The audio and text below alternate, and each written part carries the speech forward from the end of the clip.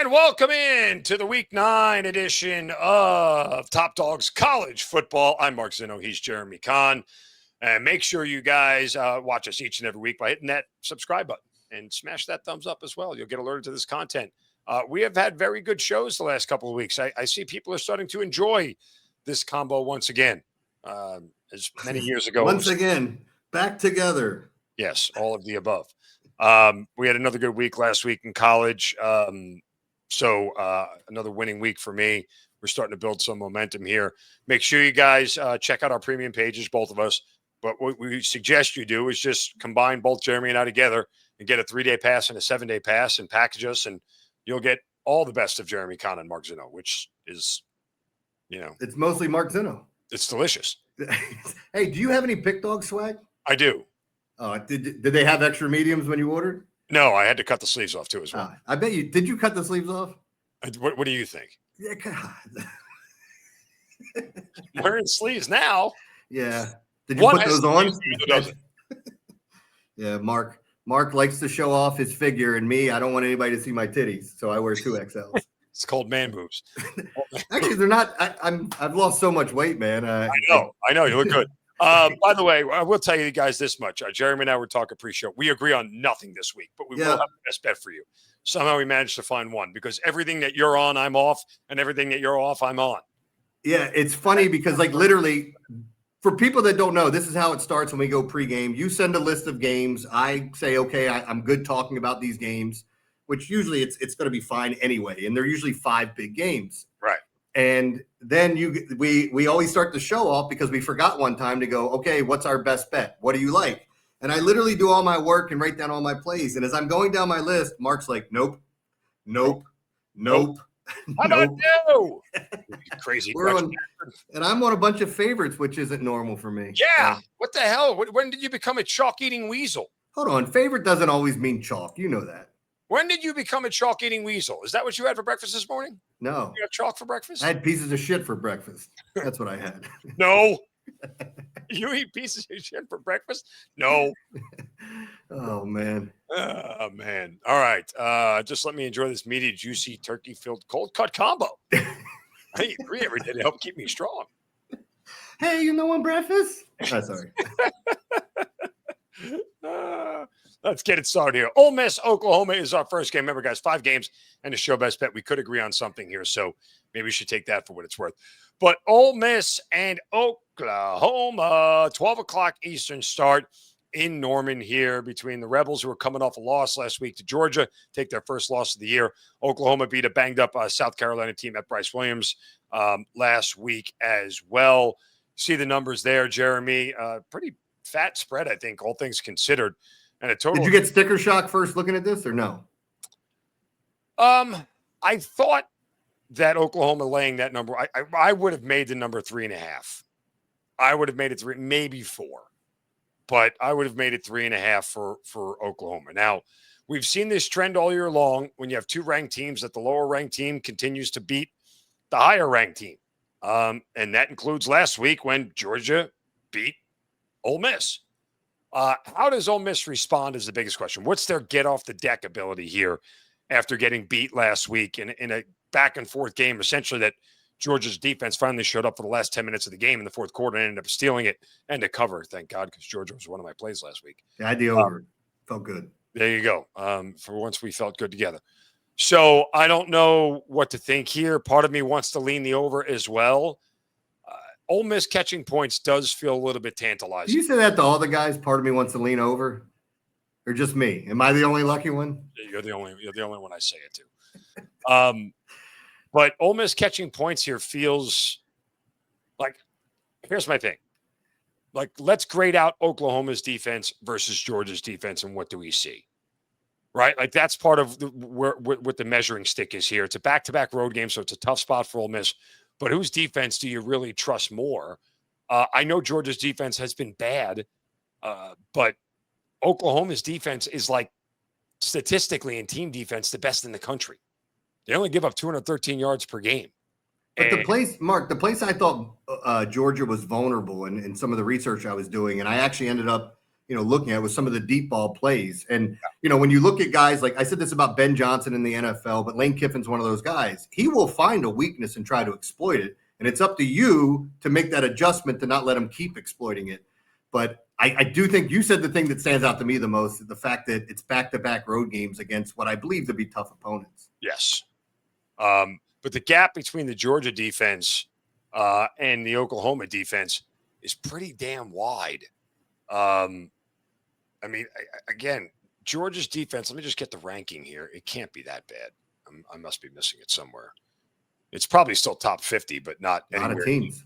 28th. It's Georgia's 28th in total defense and Oklahoma's first.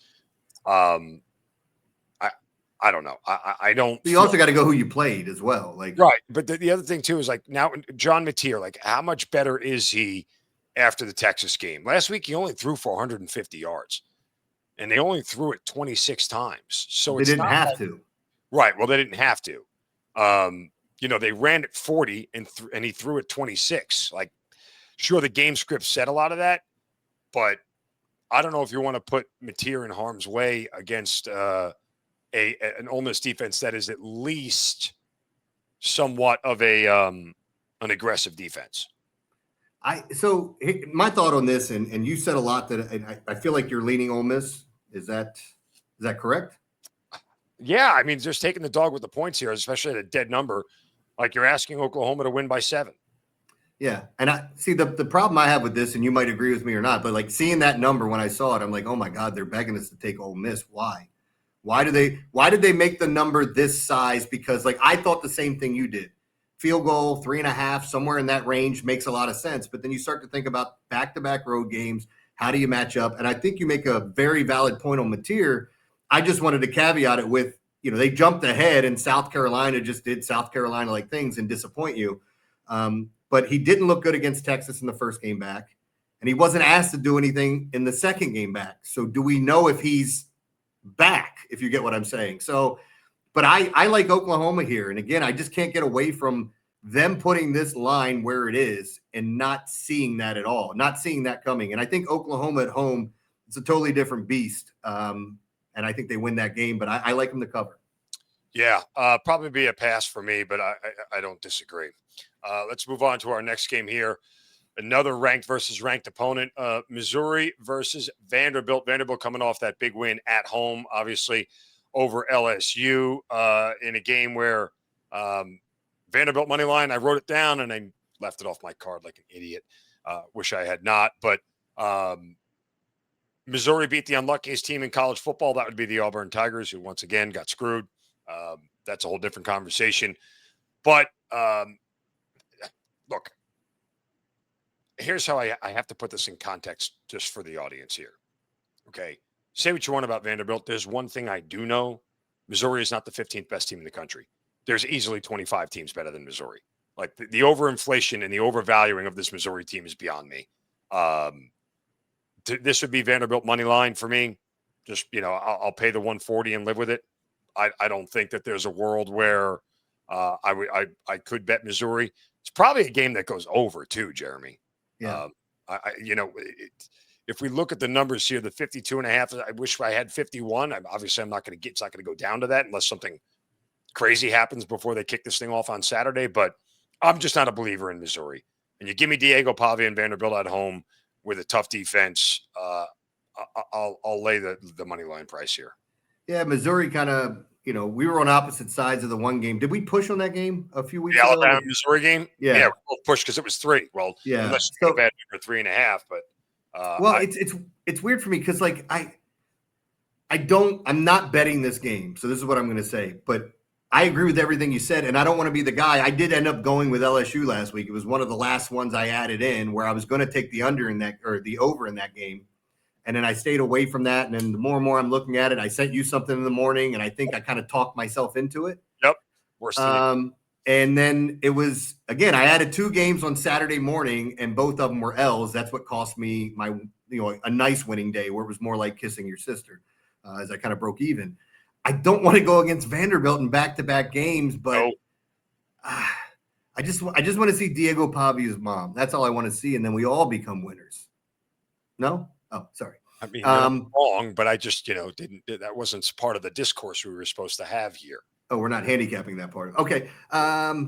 She's like a 10. No. All right. So I did some Tommy Boy on the show this morning. Isn't she dating somebody or like hooking up with somebody notable?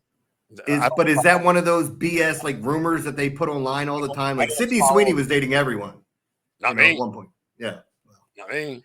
I got to, yeah. You took a turn? No, I didn't get one. I think I got one with Sidney Ponson before I got one with Sydney Sweeney. Yeah. Sidney Ponson. Drunk Orioles pitcher. Yeah. Aruba. Aruban, right. I was just like South Africa. No, Aruban. Yeah. But again, just going back to this game, I actually like what you said about the money line. I think I would rather pay that price than risk something goofy. I think these teams are fairly evenly matched, to be honest. I like Hardy, the running back from Missouri. At one point, he was leading the nation in rushing, and then he wasn't. Here's the point with Missouri, too. Like, I think their schedule has been absolute dog water until they got to Alabama. The first 5 games were a complete sham. They haven't played anybody. They lose to Alabama. They almost get beat by an Auburn team that's absolutely just been gutted and decimated over 3 weeks because of everything that's gone wrong to them. And that's not a very talented Auburn offense. Like, once we've gotten to SEC play, even South Carolina, for as bad as they've been, for crying out loud, South Carolina had a lead at the end of the third quarter in that game. Like, it required 11 fourth quarter points from Missouri to win that game. Like, they have not played an SEC opponent and separated from anybody in the SEC. What makes you believe that all of a sudden they're going to have this game where they're going to dominate Vanderbilt on the road, who's played a much tougher schedule to this point, right? We can agree on that much, that Vanderbilt has had a much tougher schedule. But do you worry about, all right, so do you worry about the letdown? Oh, by the way, they both played South Carolina. Missouri played South Carolina at home and only won by, and like I said, had to come back. Vanderbilt dominated SC on the road. Styles make fights. There's just not a world where you can bet Missouri in this game, in my opinion. I don't disagree with what you're saying. That's why I scratched this off. But like, again, if you had forced me to pick this, I think I would take Missouri. And the issue is, like, is there a chance that Vanderbilt lets down after this? Because they've had huge wins. They've had some this is the best we've seen this team being ranked. You just beat LSU. I don't know last time that happened for Vanderbilt. I mean, we know about the Bama thing that happened, and now Brian Kelly's coaching for his life, which he'll probably end up giving it up. So he sucks, man. I hate Brian Kelly. But yeah, that was a huge win for them. I'm just staying away from this one. And I hate the fact that I'm not giving you a decisive answer here, but if you force me, I would take Missouri. Yeah. So, and I don't have a good reason for it. I don't like what you just said there. You should take Vanderbilt with no good reason, like I'm going to. Vanderbilt money line. Next game up, speaking of those Gamecocks, and Jeremy loves it when we talk of those things, Alabama and South Carolina, in what I will tell you is an ultimate sandwich spot for the Crimson Tide. This is a game that does not bode well for Alabama. Did you know that I spoke to Kalen DeBoer yesterday? Did you? I interviewed him, for ESPN. So I like him a lot. I like Kalen DeBoer a lot. I think he's incredibly misaligned, and the whole world that wanted him fired after the whole loss to Florida State, which is literally one of the most perplexing things about this college football season. Forget that Georgia Tech is around. Forget that Missouri is ranked 15th. Forget anything else. The most perplexing thing about this year is Florida State actually beating Alabama. They're so bad. I mean, it's just a total head scratcher. This number opened at 13.5, and I'll say this much. Opened at 13.5. I was hoping for 14.5 because I circled this game on the schedule a couple of weeks ago. As somebody who backed Alabama over and over again, circled this game on the schedule, hoping for 14.5, didn't get it. Got 13.5. Bought all the way down to 11 immediately. And then some buyback came on the Tide when the number got that low, and we're back up here to 12.5. But as I said, ultimate sandwich spot here for Alabama, who has had Tennessee last week, a game where they won at home. They're on the road this week at Bryce Williams, a very tough place to play in the SEC, and they're home after a bye against LSU. Now, I sort of like the look-ahead spot. I think is more authentic when it comes to a bye because they're kids, right? These are college students. what happened as we were leading up to any break in college? You stopped giving a rip on anything. Mm-hmm. That's natural for young children. Oh, you mean I get some time off? Oh, I have a break? Let's just get through this next couple of days and I'll get out of here. So here's the problem. South Carolina last week was playing offensive linemen who don't wear knee braces. And you may say, well, what does that mean? Why is it a big deal? Because it means that they were just dressed as bodies on the sidelines. They were never expected to play. Offensive linemen wear knee braces because they get pushed down by other 300-pound men, right? And they don't want their knees to snap in half. The guys who don't wear them are never expected to play. They were just a jersey and a body on the sideline, yet they were pressed into service because South Carolina's offensive line is in complete shambles at this point in time. So that worries the hell out of me about it, especially with an Alabama defense that's getting better and better and better and better. And we know that this South Carolina offense is what you would call limited. In your case, impotent. It doesn't get up for games. No. Oh. Well played. This isn't hard. Hey. There you go. Right. There you go. Right. Yeah. No, I think there's a pill you could take for that. No, that's a cheat. First thing you know, you're taking a pill. Next thing you know, you're putting it in hydraulics. I love it. Drop a comment below if you know what that reference is from. Mark, so what's your ultimate decision on this? Are you on South Carolina? Pass. I won't lay 12.5 on the road. I'm not doing it. I'm not a chalk eating weasel. No, I'm kidding. I don't like the spot. It's a sandwich spot. It's a look ahead spot for Alabama. It is the one spot on their schedule where I feel like they could get tripped up again because look, they don't play another road game after this until the Iron Bowl after Thanksgiving. So they have home games all the way through. They get a bye and then they got 3 straight home games that they all should win. This is the only trip up spot standing between the SEC title or the SEC title game, I should say, and the final week of the regular season. So they went to this major gauntlet where they just beat 4 ranked teams in a row in Georgia, Vanderbilt, Missouri, and Tennessee. They got 2 more ranked opponents ahead. This feels like the most natural letdown spot in the world. But the injuries on South Carolina really have me concerned. So it's South Carolina or pass for me. That's kind of what I didn't write this game down as one of my plays. If you're going to bet South Carolina, don't watch. Just check the score 3 hours later after the score. Find something to do, play with your kids, start an illegal gambling operation and steal money with the Italian crime family if you're bored. Just don't watch the game. Yeah, whatever's happening. Well, here's where I'm at with this game because I think the under might be the right play overall. I'm not playing that. I agree with you on South Carolina. I go back to last week where I was on the Cox last week, and my co-host, who's a South Carolina Gamecock fan, goes, "They're just going to disappoint you. You know this, right?" It's like talking to a Jets fan. It's like it's a big game. They're not winning it. They're not covering that. And sure enough, they didn't show up last week, and a lot of the injuries I think is a big reason why. I think it's right. I think South Carolina or nothing would be my play. I did not write it down. I will not be betting this just because of what happened last week. But I do think if I was going to, South Carolina would be where I place my wager. Yeah, I mean, the other thing to do, honestly, there's a couple of more outs here if you have enough huevos to play the under. There's 2 ways this happens, right? South Carolina's offense doesn't score just like they didn't last week when they only put up 7 points, and I don't think they will be putting up a lot. In fact, I'm kind of curious right off the bat here. What is their team total? Let me just look this up here. I think the under in the first half might end up looking good too. I mean, South Carolina's team total is 16. See, if I had 17.5, I'd do it. It's 16.5. It is juiced to the over, at least over on FanDuel. And Alabama's team total for reference 29.5. There's a world where Alabama wins this game 33-7, right? That's all. That's an out. The other one is that it stays under because it is a game where it's ugly and it's gross. South Carolina is leading 7-0 after the first quarter, right? It's stalling in the red zone, attempting field goals. There's a red zone turnover by Alabama. It's 10-3 at half, or something like that, or 9-6 at half in favor of South Carolina. Bama's kicked 2 field goals, right? And then Bama ends up winning the thing 18-15. That's how this. if this goes over, like I don't see how this goes over because I don't know that South Carolina, one, can score enough, two, is going to be able to keep up with Alabama. Like you need South Carolina to get to 24 for this thing to go over. And Bama would win it 30-24. Like that's what the game script says to me. So I would look to the other two if you feel like there's more outs. But again, don't watch. Yeah, to your point though, too, like you're talking about Alabama in this spot where they're going into a bye week.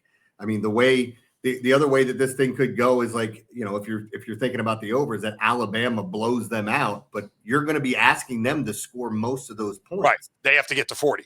They have to get 37 to 40 here. So just tough numbers all around. All right, let's get to our next game. Is the boogeyman behind you just walked into the room? I saw that. The boogeyman? No, you just turned around and looked at something behind you. Like there was there was something more important than this. I'm hearing things. Oh, okay, good. All right, so here we go. What's that, Father? Oh, sorry. A&M and LSU. Jeremy, you know this. Have you talked to anybody this year that's been higher on A&M than me? No. Yeah. I have not been as high as you on this, but I've been battling with Jay on the morning show, and anytime I'm doing the college football show because he's an A&M hater. And he's like, dang, kidding me? Is that the most obvious thing in the world? Jay being an A&M hater as a Texas fan, minus 5,000. Spare me. Sorry, Jay. Didn't mean to take shots at you, but like, dear Lord, like, stop. Texas is bad. A&M is good. A&M is legitimately the fourth best team in the country, even though they're ranked third. Alabama's better than A&M. That said, as high as I am on A&M, they have a defense that gets after it. Marcel Reed, I'll say it again. If you've watched this for the last couple of weeks, you're tired of hearing it, but the only reason you know his name is because I've told you that Marcel Reed is the best quarterback in the country no one's talking about. All that said, guess what? LSU is a premium play. It is a client play. Yeah. 100%. Me too. 100%. I'll give it to you for free right now. Why don't we give this away for the free play? Did we not talk about this damn game? Oh, because it was on the list. It was on the list. Duh. We finally found one we're on the same side, and we didn't even talk about it. Give away a free play of a game. Yeah. I need hazard pay for this at this point. But this is about the spot, right? It's more about the spot and Kelly coaching for a job. 1,000%. Like, look, LSU's 2 games that they've lost have been road games to Ole Miss and Vanderbilt. So they're good at home.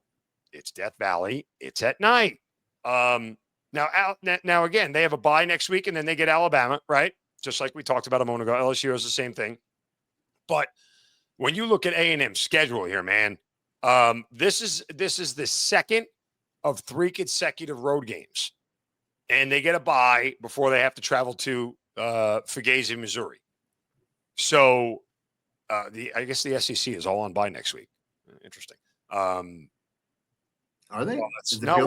Cocktail parties, and I'm actually going to that next week. I'm going to the cocktail. Are you? That's the one game, like the one college game I always wanted to go to. I'm going. Anyway, so yeah, situationally, this is a spot here after a road win against Arkansas, which, oh, by the way, A&M could only win by 3. I know it was a backdoor touchdown late, and they went through, but still, they never pulled away from Arkansas last week. A&M didn't. They at one point they led 21-6, but immediately Arkansas scored right back. They didn't lead by double digits until they got to the fourth quarter, and then Arkansas walked through the back door. But must-win spot here for LSU. Elimination game for LSU. They lose this, they have no shot at making the college football playoff. And then Brian Kelly's job becomes in major jeopardy here. LSU catching points at home, at night. Give me all of it, baby. Give me all of it. I couldn't agree with you any more on this, and it's great because of the fact that we didn't agree on hardly anything this week. But now we have 2 plays that we like because I hate Brian Kelly, and you're right. It's all about the spot. You know what's at hand. It's a night game in LSU. LSU has the 5-yard lines marked because they're not smart enough to understand that it goes to 10. They're 15, they're 20, they're 25. A little tough for them down south now or Louisiana. I'm kidding, but it is weird to see the 5-yard lines marked as well. But look, this is that spot that you look for, and I like the fact that even when you talked about the South Carolina game, because I do it too. I'm going to look ahead at the schedule, and I'm going to find spots that intrigue me. When the health, like you look at the health of the team, you look at where they're at, what this game means to them. if the time gets changed in the game, because night games are way more valuable in college football, unless you're on the East Coast playing a noon game and the West Coast team comes over, then you get some value there, I believe. But with this spot, I got to be all over LSU. I not only think they cover, and granted it's a small spread, I think they win. Yeah. You may as well sprinkle some on the money line. This is one of these ideal half-unit spots here, but because I don't think the spread matters. LSU wins outright, or A&M wins by double digits. So not much disagreement here. But Mark, I can't sit here and talk about that the spread doesn't matter. You know how many times I've had a game go to overtime and I lose by 1? I know. Don't even remind me. But I will say this much, too. And the big difference here, when you look at this game more than anything, if you look at the run of opponents that A&M has just faced, I mean, particularly in the SEC, Auburn, Mississippi State, Florida, and Arkansas. This may be the best defense of them yet. Florida's defense is really good. Yeah. And Auburn's defense is really good. But LSU is a notch above both of them when it comes to when we look at these defenses here. So and getting them at home in a night game in a must-win spot, I think the defense is going to play out of its mind. Yeah. So LSU's defense ranked 26th in total defense, and that's enough for me to push me over the edge here, that LSU is the right side. All right, one more game here, final one we'll discuss. Indiana, and since we get out of the SEC, we'll finally go to the Big Ten. Illinois and Wisconsin. No, Washington. Watch what I say. You know what you just did? You said Indiana at first and then went to Illinois, and then you went to Wisconsin when you saw the W. Let's try this again. Illinois and Washington. Both 5-2 teams, both 2-2 in the Big Ten. This is an interesting spot here for the Illini, who were off a bye last week. They did not play after losing to Ohio State. Washington lost at Michigan. They returned back to the Pacific Northwest. I think the Illini are a little fraudulent at this point in time. That said, I kind of lean on Illinois. If you're the 23rd ranked team in the country, are you really ranked? Not really. I mean, what does it matter? Because it's just a bunch of goofballs voting on it. That is 100% true, to say the least. But this is a Illinois offense that, to me, still leaves a little bit to be desired. I wish that they were a little sharper defensively this year, but this feels like a Brett Bielema special where their defense and the game script, to kind of just slow it down, muck it up game script, means everything. I think they're expecting weather in Seattle. That's a shocker to say. The weather outside is weather. The weather outside is weather. But yeah, I think when you look at what weather is for Saturday, I'm just double checking that right now. Why is this doing this? You got it, or me to do it while you're talking? I can do it. I got it. I got it. There's a 91% chance of rain on Saturday. So, do you know what that means? Actually, that there's a 100% rain. No, there's 100% chance of rain for 91% of the area. Did you know that? Okay, say that again. There's 100% chance of rain to hit, but for 91% of the area. That's not. So okay. That's not what that means. Okay, go ahead. Okay, so that's theoretically you're saying there's 100% chance of rain over the entire United States, just 91% in that area. No. When they're calling for rain and you get the 91% chance, or you get the whatever percent chance, rain's going to hit. It just depends on what part of the area, and it's 91% of the area. I think you just made that up. I may have, but go Google it. Google it. Google it. Anyway, I like the Illini to keep this close 91% of the time. Yeah, Wisconsin didn't score any points last week. I like Indiana here. Oh, my bad. Sorry. No, let me just say this, because I do like this game.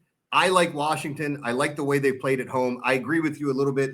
Everybody was on Illinois this year because they were returning a ton of starters. Yeah. They were bringing back a lot of good players. And I just like the way Washington plays at home. And I also feel like if this thing gets mucked up and the rain's a part of it and it goes to the running game, Coleman all day. I just think Washington's the better team. No, yeah, the running attack for Illinois is suspect here. I can't argue with you there. It's hard to bet against Washington at home, but this is not a team I feel comfortable laying points with. Look, again, they're different at home than they are on the road. But what's the real sample size we have here for Washington at home? Colorado State and UC Davis don't count to me. They lose at Ohio State, and Rutgers is not a team that is entirely competitive. This is probably, look, it's just the second-ranked opponent that they've played since Ohio State. And like I said, it doesn't really mean much when you're 23rd ranked, but the level of competition is higher than anybody they've faced since facing Ohio State. So I don't know. They couldn't separate from Maryland. And Maryland isn't a great team. Maryland's a good cover team this year. Thank you, Mike Loxley. Thank you last week against UCLA. Needed that. But I don't know. I just don't feel comfortable with this number. So I would go Illinois. All right. It is the time of the show where we don't do that. Which button is it? Where we do that? And then I do that? Nope. I was hoping it was going to go to a video of us both with our shirts off or something, but we don't do that. There it is. Finally found the right one. You know what that felt like? It felt like the old cartoon where the guy had the button and he was hitting it and he kept changing into something else. And it was like, no, that's not what I want. That's not what I want. Or kind of like Moana when he's got the thing and he keeps, changing it to different shapes. Yes. I don't know why that came to my mind, but it did. We have actually found a game that we can agree on this week. And for me and you, we will go to the ACC in what is a perfect spot. When you talk about sandwich spots, letdown spots, situational spots, spot the dog, other kind of spots. Liver spots. There you go. This is the spot to back the Wake Forest Demon Deacons. Nobody ever says that. This is a spot to back Wake Forest. SMU is coming off a road win in Death Valley against Clemson. The best win of the year on their schedule. Why? Because the other ones were against Stanford and Syracuse, Missouri State, and East Texas A&M. Does anybody want to take a guess, Jeremy? Would you like to inform the people of who SMU is actually going to play next week at home? Oh, who is it next week at home? I don't know. Do you? After that tough loss. Oh. So when you talk about sandwich spots, road spot against Clemson, home spot against a top 10 Miami team, Wake Forest on the road, letdown spot here, sandwich spot, 100%. This is a spot. Yes. You know what's sad is I didn't even know that, and I love this play, and it just makes me love it even more knowing that now. I'm taking Wake Forest plus 3.5. They might win the game outright, but and oh, by the way, there's a guy named Rhett Lashley who I think is a hell of a coach, father of twins like me, because real men make twins. Rhett Lashley is a very good coach, and he's all of a sudden being bandied about for all these open coaching jobs here. And one hell of a model American. You're one of them hard copy guys. Just a really big Fickle fan, sir. Anyway. Do not pass go. Do not collect $200. Excuse me. Ace Ventura too. May I ask you a few questions? By the way, do you have a mint? Maybe some Banaka? So, in between all of our jackassery here, we're going to take Wake Forest. Jeremy. Yep. Look, again, you gave all the valid points for it. Getting 3 in the hook right now as I see it. I love that at home. And again, it's not like SMU has been playing great all year long. I thought with Jennings coming back and some of the pieces they had there that this team would perform a little bit better. But once I watched them the first couple of weeks of the season, I just think they're okay. And oh, by the way, this is the first home game for Wake Forest in a month. Oh, by the way, the last 2 home games they've played in the ACC, lost to North Carolina, overtime lost to Georgia Tech. They've lost those 2 games by a combined 11 points. So they can keep this thing close. And the NC State game, they lost by 10, obviously. But it was a late field goal in the fourth quarter that made it a 10-point game. And I think it was after a Wake Forest turnover. Let me just double check this here. It was a Wake Forest interception that made the difference. So it was a Wake Forest interception here that made the difference. So I say all that. They're able to keep the game close at home, and I really like Wake. Yep. I co-sign on 2 plays with you. Look at that. Everything else we're on the opposite on. Yep. Here's the good thing. If you package us together, you're going to see a variety of different plays. Don't say that, because that's not the way it's going to be. Again, all the plays that we talked about and the ones I wrote down, we were on opposite sides. Not all of them, but it was funny that I rattled off 3 in a row, and then you're just shaking your head. Nope, you're going to lose that one. You're going to lose that one, which I appreciate about you because you've already seen into the future of how this game plays out. Yeah. So Reminder, hit the subscribe button, smash the thumbs up, hit the like button. Check out Top Dawgz NFL Edition, which comes out on Fridays. We'll do the same thing, 5 NFL games and the best bet. Again, premium packages for me and Jeremy are up. I certainly will have a good college card. I might pepper the board this whole weekend, Jeremy. Just do what everybody else here does and just throw like 11 plays against the wall and see what sticks. Yeah. You just got to be 6 and 5 every week, right? Apparently so. News to me. All right. That'll do it for Top Dawgz College Edition. For Jeremy Conn, I'm Mark Zinno. You guys have a great Saturday. Enjoy the college football and good luck with your best bets. Talk to you next week. Okay, goodbye, Ted.